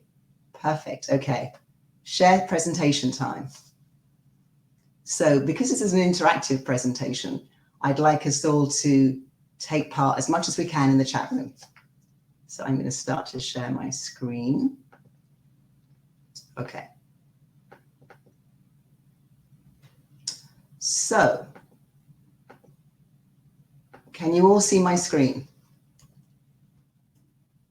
Yes, we can see your screen. Perfect. Good. Okay. So I've welcomed you all into the room, which is fantastic. No time to do this now, but you can do this in your own time. But this is an example of a best self wheel. So I'll give you the slides afterwards. You can download the link. You can complete it yourself and have your very own copy. But I'll talk you through it so you can actually see what your best self wheel looks like for yourself. The link will expire in 6 days' time, so you've got plenty of time to do it. So this is a best self wheel. And what it is, it's a tool that tells you where you currently are in your life and what area of your life might be out of balance. So I've worked with MBA students, professional women for the last 15 years. I've coached them. And what I found, the findings from them is that these 8 different topics have been things that have had an impact on their success in either their MBA or their careers. So career, personal brand, communication, relationships, personal growth, managing our times, confidence, health, and well-being. So what I'd like you to do, in the interest of time, because you can download the link afterwards, if you can just write down these 8 topics, jot them down on a piece of paper, and just give a score rating of how satisfied you are currently in each of these areas. So 0 being the lowest and 10 being the highest. So for example, your personal brand, if you rate that as a 2 currently, please mark that as a 2 and continue all the way around the wheel. As we I'll give you a few minutes for those. And as we go through that, I'll just talk about some of the things associated with these different sections. And please do feel free to add in the chat anything that springs to your mind. So for career, as women, are you leaning into your career and pushing yourself to go for career progression? Research shows, as we know, that men apply for a job when they have only 60% of the requirements, and women only apply if they meet 100%, and just keep justifying why they're not quite ready. Are you overlooked? Do you work part-time? Do you have caring responsibilities? Are you on mat leave? So you don't have a full-time job or not able to do a full-time job. And then maybe promotional prospects aren't quite the same and not open to you. Your personal brand, does this represent the best version of you? Who you are, how you're perceived, your identity, your culture, your diversity, your strengths, and does it encompass everything that makes you different? Because that's really important to not lose an sense of yourself. Communication, are you fully self-expressed? Do you find your voice in the boardroom or in a male-dominated environment? When doing MBA studies, there could be quite a few males in a study group or in a classroom scenario. Sometimes you get asked to cold call. Professors will come and ask you to contribute to the class discussion, as there's a mark that goes associated with it. Are you confident with finding your voice in the classroom? Do you sometimes doubt your ability to contribute to anything in the boardroom, and therefore you say nothing at all? Relationships as well, personal and professional relationships. It's really important to build your professional network. I'm sure people have mentioned that throughout the day, but it really is a golden asset. And do you have a support network for yourself of key people that you can call upon, your own personal boardroom, mentors, other females, sponsors, allies? It's all really, really important. And personal relationships with friends, families, partners. Personal growth. Are you developing personally and professionally, making time for what you love doing, looking for opportunities outside of your work environment so that you get external stimulation and can bring that back to the business? It's not just about what you learn inside the environment, it's also about what you can learn outside. So joining clubs and networks and just learning new hobbies and skills and attending courses. Managing our time. Now, as women, we wear so many different hats. We could be mothers and wives and partners and carers. So are you managing your time effectively so that you're not feeling overwhelmed? Are you delegating or creating boundaries? Do you juggle personal commitments? And are you also building time to relax and recharge your batteries? It's really, really, really important that we're kind to ourselves. Very important. And a lot of women, as carers, we don't tend to do this. Confidence, I think that was mentioned in the previous presentation. It's a big thing which can affect us at different stages of our life, wherever we are. Do you doubt you're good enough? Once again, the imposter syndrome that we've talked about, that was talked about previously, self-sabotaging and limiting beliefs. Do you feel as though you have to keep proving yourself, if you're a woman in a man's world or a man's environment, to be good enough? Health and well-being. Are you balancing your health, your work, your life, your study, your family, and the challenges that come with all of that? Mums can sometimes, people I've spoken to, people I've coached, if they're mums, they can sometimes feel guilty about sacrificing time with their family for their careers, or for women with partners, or women with families, or friends or families. Do you have a good social life? Eat well, exercise, and take lunch breaks. And most of all, do you have fun? It's really important to do that. So these are the 8 sections of the best self wheel. if you could just, once again, put a line by each one of them, a score, which you give yourself currently. It's very important to date it when you complete this on a scale of 0 to 10, 0 being the lowest and 10 being the highest, and then join them up. So this is an example of a best self wheel. And as you can see, if we use our life as an analogy of a wheel, this person's wheel is a bit out of balance. So it'll be quite a bumpy ride they have. Some things could obviously have a knock-on effect. So your career could have a knock-on effect on your health and well-being, because maybe you're giving so much time to your career that it's affecting your health and well-being. But this is a really good kind of helicopter view of seeing where you currently are. So please, if you can write down your scores, just jot them down and populate the wheel a bit later on. It's really useful to know where you currently are and how smooth your wheel is. If you see on here, there's a topic that hasn't been mentioned that's quite important to you and you can identify with it, please add that topic and also give that a score. I'd be very happy if you could also put your lowest and your highest scores into the chat so we can talk about them at the Q&A session. So your lowest scores on the wheel of best self and your highest scores. Great. Now, what I'd like you to do, it's a very interactive workshop, so some homework here for you. Basically, I would like you to focus on one of your lowest scoring areas in the best self wheel and think about one step or a personal challenge you could take that would increase your score by 1 or even 2 points. So one of those areas, the lowest scoring areas, and think about one challenge you could set yourself, come out of your comfort zone, that could take your score, increase your score by 1 or even 2 points. Please think about this. And if someone wants to share theirs in the chat, please do, so we can have a look at it as well. But please focus on one of those areas. Now, I've got a challenge card here for you, which you can complete. There is a link. There'll be a link in the presentation, which we'll share with you afterwards.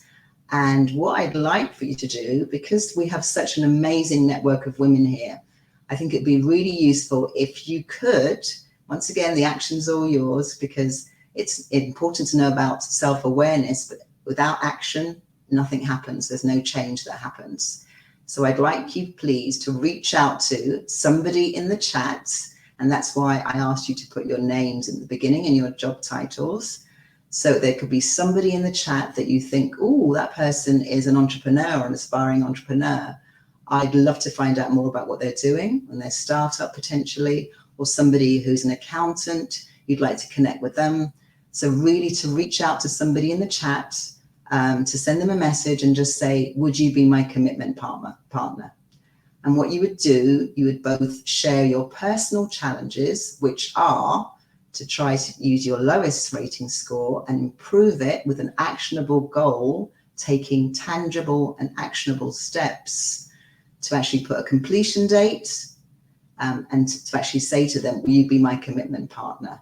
And you both can actually commit to each other to complete your goal and increase one of the scores, the low scores in your best self wheel. There's a link here in the presentation to your best self challenge card. So it'd be really good for you to download that, to complete it, and then to find your partner, commitment partner, and to both complete them and exchange them and have a date where you're going to complete it, and to check in with each other and to meet up and follow through and see how you've done. Here are a few tips that I've given you that have the acronym of best self. So please read through them. And this is in my experience as a coach and also working at the London Business School, things that, students, people I've coached, faculty members and employees, it's really helped these key points for them to maintain being their best self. So, balance, we've talked about balance, being really proud of yourself and the achievements so far that you've achieved, taking time out for you, Success, as we know, success is a personal journey. It can mean so many different things to different people. Please, as we go along, please write down. I'd like it to be very interactive, what success means to you. So please put that in the chat and we can talk about that in the Q&A section. And also, once again, the imposter syndrome. So eliminating the use of our self-talk. I can't do this. I'm not good enough. And really believing in yourself, leaning into career opportunities, and finding your voice and being your authentic self. Now, because I'm a coach and I have supported MBA students for the last 15 years, I would like to support a couple of you if I can. So what I'd like you to do is, once you've completed your wheel, your best self wheel, you've populated your scores, you've found someone in the chat room, and you've reached out to them and connected, and they're going to be your accountability partner, I would like you then to email me your cards, your personal challenge cards, and I will choose the couple who have increased their scores by the highest amount, and I will give a complimentary coaching session to the two of you.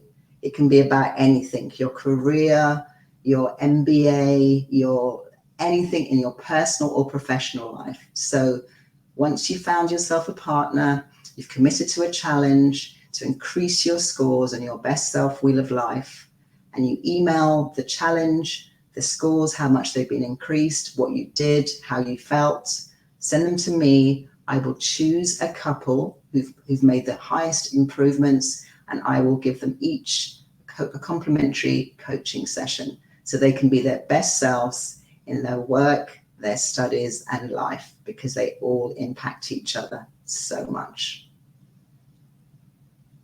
Okay, that's my presentation, everybody.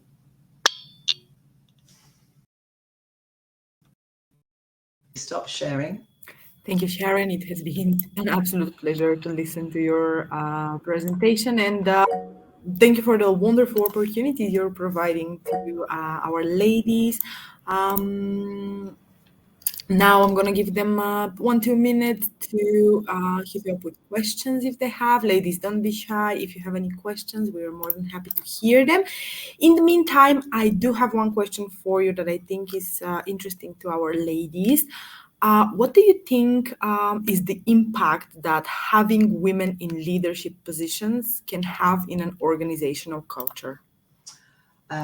I think it's a phenomenal impact. I think at business schools I've worked at, there tends to be, the majority tend to be men. So I think it's very important that we find our voice, we have different perspectives. I think it will take a while before it becomes equal, but it really is important that we're heard.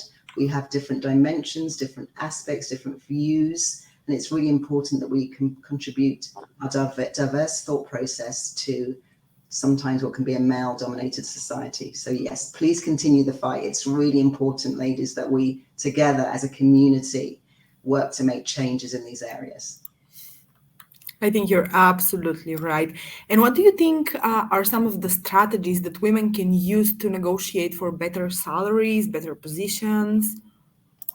I think it really is about network building. So really, I can't stress this enough. Find yourself a mentor, an ally, a sponsor, be proactive and really reach out there and find a way. Women are so creative. We're so creative. We can do so many things. We wear so many different hats. Be creative in finding the network that you need, your personal boardroom of all these people, and use that personal boardroom to elevate you. Then you can have a voice at the table and you can lean in and you can be heard. It's all about numbers and what you actually have to say. So together as a group, we can be allies in this. I'm sure in this chat room, there's going to be a diverse set of people here who can actually connect with each other. Even starting from today, one small step could make a difference. Reach out to someone, can have a coffee, find out what they do, be curious. And from there, let's see what happens. Small steps make a huge difference. Absolutely. I see that the ladies are already connecting with each other. They're having ideas of making group chats, and I see that some of them have already chosen a wheel buddy. I do have one important question here from Amana Emmanuel. Thank you very much, Amana, for your question. She's asking, should a lower undergraduate GPA discourage someone from pursuing an MBA? Very important question. What do you think, Sharon? No, I don't think so, actually, at all. I think I think nothing should discourage you from doing what you want to do. It's just a stepping stone. There's always a reason for, I believe, for disappointment, but there's always a positive that comes out of it as well. So keep trying. It builds resilience, which is really important, and the quality that you'll need to do your MBA. So all these experiences give us a stronger foundation for why we want to do our MBA and why we're driven. They're all reasons for why we should be doing our MBA. So never give up. Keep going. Keep going. Absolutely. This is something that I think is very essential, to just be able to shake yourself off from everything that is stopping you and tell yourself that you can keep going. There's always going to be obstacles. There's always going to be something that is going to come up, but that is never a reason not to pursue what we want to pursue. Okay, one last question. How do you think organizations can ensure that there is equal representation of women on corporate boards? How can they ensure? I think it's, once again, putting your hand up, putting your hand up and volunteering. So you can make the start. By you starting, that will make a real difference. Traditionally, there have been, the typical stereotype old boys network with the white, with the tie and, very middle-aged, etc. Change, it's time for change. The only way to make a change is to ruffle up the feathers and to put your hand up and say, I want to join this committee. You will then bring a voice, a diversity of thought that will make a real difference. And they will have to eventually start listening. So once they start, they always do what they always do. So it's time for us to make change and to volunteer and to put ourselves forward to make a difference. Couldn't have said it better myself, Sharon. I completely agree. Thank you very much for joining us today. You have lit a spark with our ladies. I see that they're connecting with each other. I hope that they can connect with you later as well. Ladies, you have Sharon details. Sharon, if you drop them in the chat box, maybe that would be useful for the ladies as well, because I see that they are inspired to find out more about what you shared with them. I'm happy to see that you have managed to motivate our ladies, inspire them. Thank you very much for joining us today. It's been an absolute pleasure having you. You are most welcome. And stay connected, ladies. Together, we're a force for good. All the very best. Take care. Thank you. Take care, Sharon. Thank you. Bye. Bye. Thank you, ladies, for being proactive, for joining in the chat box. This is absolutely a pleasure for us to see. Thank you for connecting with each other. I see that you have a couple of plans on maybe connecting later, which I think is wonderful. I will also drop my email in the chat as a part of the Access MBA organization. If you need any help, or I can let you in on some additional information or anything, I'll be more than happy to. Now I would like to move on to the closing part of our event. We are going to go with the final keynote from the lovely Ashley Lausenheiser. She's the director pre-MBA programs at Forte, and she will talk about changing the balance of power in business schools, #more women leading. Ashley, are you with us? I am here. Let me make sure I take myself off mute. Hopefully you can hear and see me. It is my absolute pleasure to be here. I can. It's an absolute pleasure to have you. Go ahead. Wonderful. Well, I think that was a wonderful lead in to what I'm hoping to talk about. But why I'm really here is because I work for an organization that is all about seeing more women leading. And a lot of what Sharon just spoke about, I'm going to echo in my presentation today. But I first want to congratulate you all for taking the time to be here and investing in yourself and investing in your future, because women like you inspire me every day. You inspire one another, and you inspire the next generation of women to come after you. So sure, just by being here today, you are making a difference in the lives of women that are going to come after you in this amazing process. So I'm going to spend a little bit of time talking about the organization that I work for called Forte.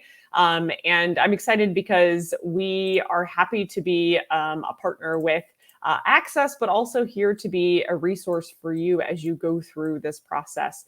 And what I want to talk about specifically is the work that we do to help make an MBA a reality for more women. So one of the first things I want to talk about, though, is the experience of being a woman in business school. So first, thinking about why women are underrepresented in business school. So about 20 years ago, there was a research study done by an organization called Catalyst. And this research study, I'm actually going to put a link in the chat in case you want to read it. This looked at why business schools didn't have more women. About 20 years ago, average enrollment in business schools of women was about 25% of the cohort. But at places like law school and med school, they were at gender parity. So there was this research study done by the University of Michigan and Catalyst titled Women and the MBA, A Gateway to Opportunity, which was looking at why more women weren't in business school. And they identified a couple of potential barriers to women attending business school. That was a lack of role models. And I'll interject here and say, I think today was a great chance to see many role models. There was a perceived lack of incompatibility with business school and work-life balance. There was a lack of confidence women had in their math or their quantitative skills, and there was a lack of employer encouragement. There was really a lack of people encouraging women to go to business school. And so what came of that was actually a small group of schools and corporate partners that got together to actually begin addressing some of these specific obstacles that were addressed in this research study. And what it ultimately resulted in is a number of resources, but specifically resulted actually in the formation of Forte. So we came out of that working group about 20 years ago, and this year we're actually celebrating our 20th anniversary. And the work that we do at Forte has thankfully been able to make a huge impact on women's enrollment in business school. So 20 years ago, you were about 25% women, and today among our partner schools, representation of women is over 40%. And a number of our partner schools have actually reached gender parity. So it's been really exciting to see the landscape of business school change for women and the opportunities be open for women. But there's still a lot of work to be done. And many people are familiar with this idea kind of a glass ceiling. And the idea was women were hitting this glass ceiling. And ultimately, the research has really shown that it's not a glass ceiling necessarily that's been affecting women, but this idea of a broken rung, and that there's an issue with women advancing into management roles. And so the issue is that women never get to the glass ceiling. And that's somewhat evidenced by the fact that fewer than 10% of CEOs are women. So while business school representation has certainly changed over the last 20 years, there's still a lot of work to be done. And that extends not just, I'm located in the United States, but all over the world. And women are promoted to manager at lower rates than men, which certainly makes it very difficult for then companies to find women to occupy positions in the C-suite. But ultimately, it's about making progress at every level of the organization. And why this is also important is a couple of reasons. One is that women as managers are more likely to invest in DE&I efforts. And also, I think kind of helpfully, women are, or I should say, organizations that are more diverse actually found, a BCG study found that those organizations, those more diverse organizations, had higher revenue. And so at the end of the day, organizations, if you care about nothing else than your bottom line, having more diverse organizations really makes a difference. And that is good for everyone in the organization, not just women in the organization. So the power of an MBA, and you've heard a lot about the different experiences that many alums have had today, but one of the pieces of power that an MBA has is really being able to provide you with confidence and skills and a network to push beyond that broken rung and certainly be breaking that glass ceiling as well. And so Forte is really excited to provide resources to women and to make an MBA more a reality for women to help address not just representation in business school, but ultimately about addressing representation in management positions and in C-suite positions, because leading the organizations of tomorrow through difficult challenges is going to fall to leaders of businesses. And so we want you all to be considering and have the confidence to be one of those business leaders. So the work that we do at Forte is all about changing that balance of power and changing what the workplace looks like and helping reshape the status quo. So today, Forte has a huge number of corporate partners. So we've grown from that small working group into a huge number of partner organizations. And I did put a link in the chat to all of our partner organizations if you're interested in learning more about who they are. But corporate partners, as well as now many leading business schools, as well as undergraduate business programs, and then an organization, or really, I should say, a community of over 100,000 women now that are a part of Forte. So ultimately looking to change the status quo at many levels. And also the work that we do has expanded beyond just helping make the MBA a reality for more women. We also do programming for undergraduate women, so helping women at the undergraduate level consider business as a career. We also provide resources for current MBA women. So if you're a current MBA woman, on one of our partner school campuses, you get access to resources for women's groups on campus. We also have an amazing leadership conference that we do every summer. It's actually next week, very excited. And really providing you that community to know that you're not alone, in addition to important things like helping you find jobs and internships, of course. And as I said, the impact that we've been able to make has been significant, but I think relevantly for those of you that are thinking about an MBA, one of the big pieces is helping the MBA be more accessible. One big piece to that is obviously helping with the application process. And I'm going to get to one of our programs called MBA Launch here in just a second, which is a great opportunity if you're looking to get some specific support in understanding and succeeding in the application process. But another piece is the financial piece. So helping you make the MBA a financial reality is a huge part of the work that we do, and specifically the work that our partners do. So at the full-time MBA level, we actually have 58 partner schools. These schools are in the United States, Canada, UK, and across Europe. And these 58 partner schools have invested in the work that we do at Forte by specifically allocating scholarship funding for candidates who align with the mission of Forte. So if you really identify with our mission, then I certainly hope you consider one of these partner schools, because they all offer Forte fellowships, which are actually named scholarships specifically for candidates who align with the mission of Forte. So if you're thinking, yes, this really resonates with what I've been thinking about, certainly if you're at this event today, it likely does.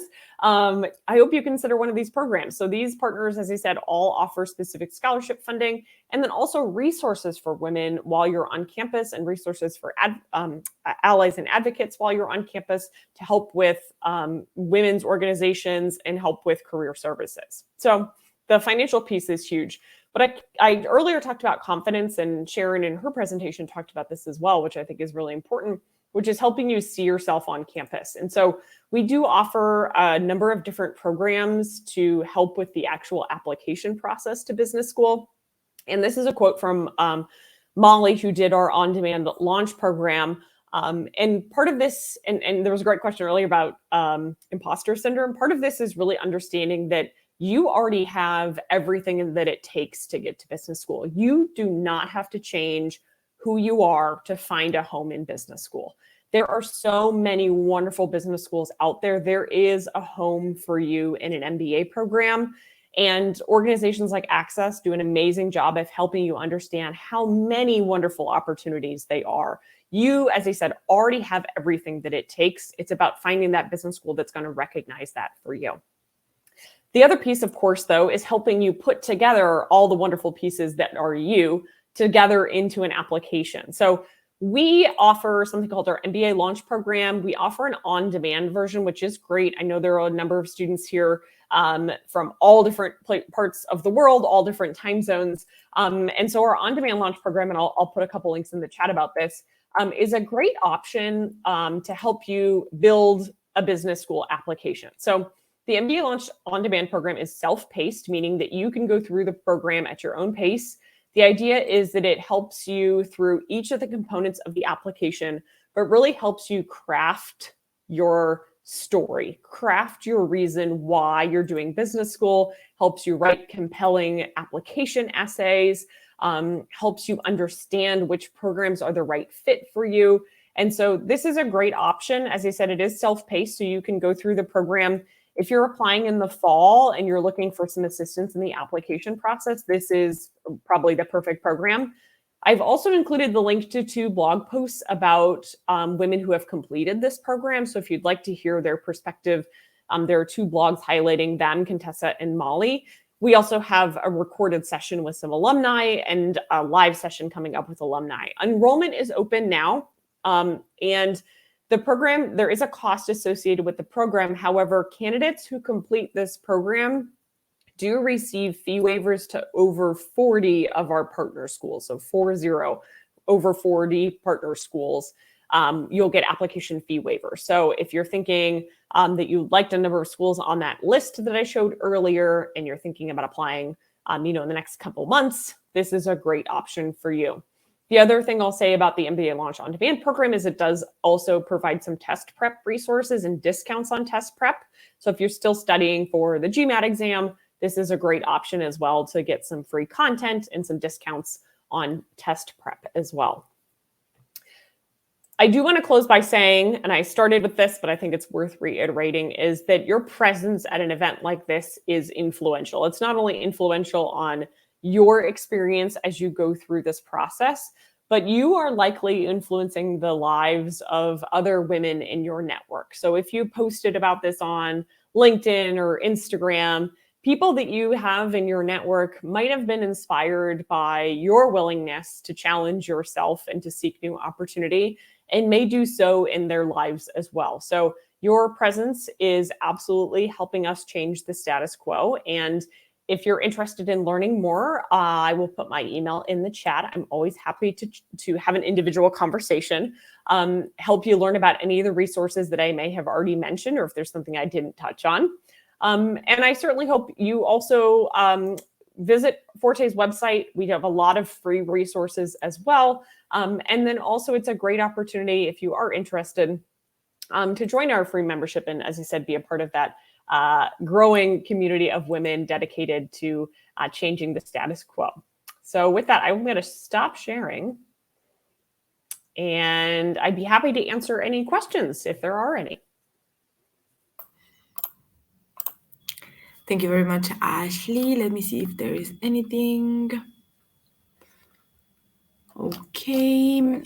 I don't see anything in the chat, but I do have a question here to myself that I received. How can women overcome the confidence gap and take on leadership goals? This is an important topic. You know that confidence is a big part of leadership. So what do you think about it?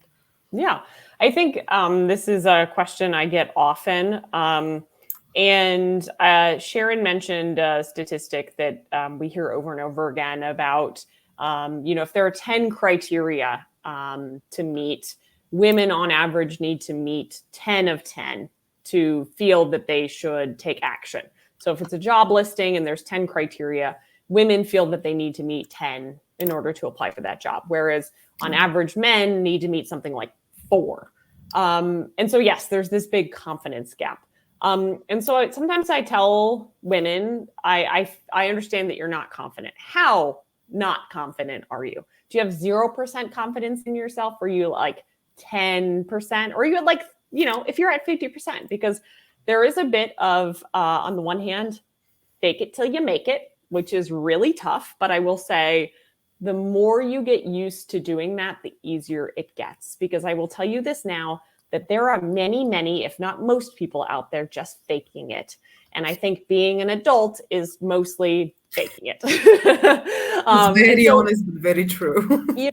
You're never going to be fully confident. I think one of the greatest things about an MBA is it can give you that confidence, right? But it's kind of this irony of, well, but to get there, you have to be confident. So I will say part of what can help is introspection and really looking inside yourself and bringing it back to things that you know you're good at. So rather than thinking about the ways that you might fall short, think about all the things that you're really good at. And I tell candidates, when you're thinking about the application process, don't think about the things you don't have. Think about the things that you already have and already do really well, and the ways that you are going to contribute, and frame it in what is a positive experience. So I don't have the magic bullet for solving the confidence gap.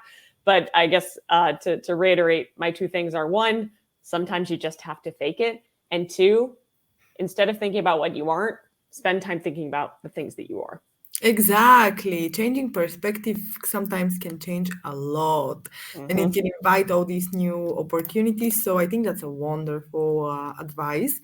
What do you think are some of the initiatives that can be implemented to increase the number of women in MBA programs? Yeah, so Forte's done a lot of work on this specifically.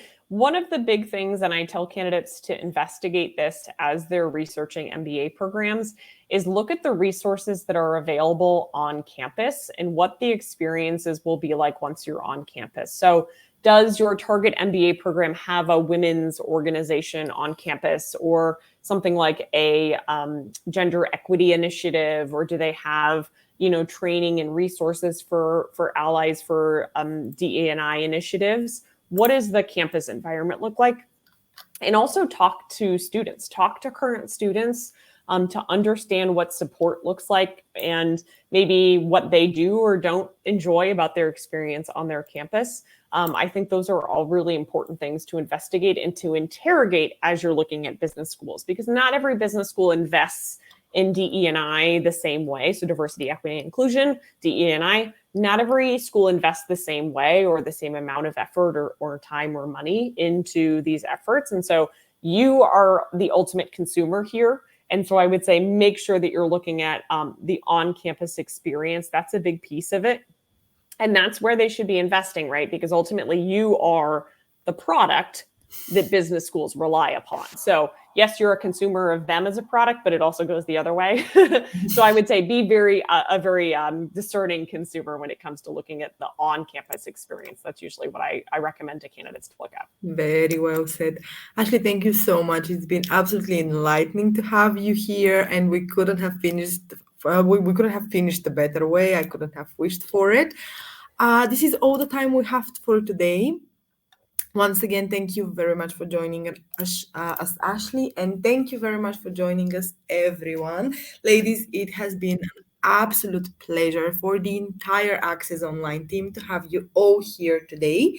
As I said, this is going to be the end of the Women in MBA event for summer 2023. If you have any additional questions, don't hesitate to contact us in the chat box outside of this webinar window. We hope that the 2023 Women in MBA Global Online event was an inspiring and powerful for you, as it has been for us. Once again, thank you everyone for joining us. I dropped my email in the chat. So to those of you who want to reach out, don't hesitate. I am more than happy to talk to you, ladies. It's been a pleasure hosting you today. Enjoy the rest of your nights.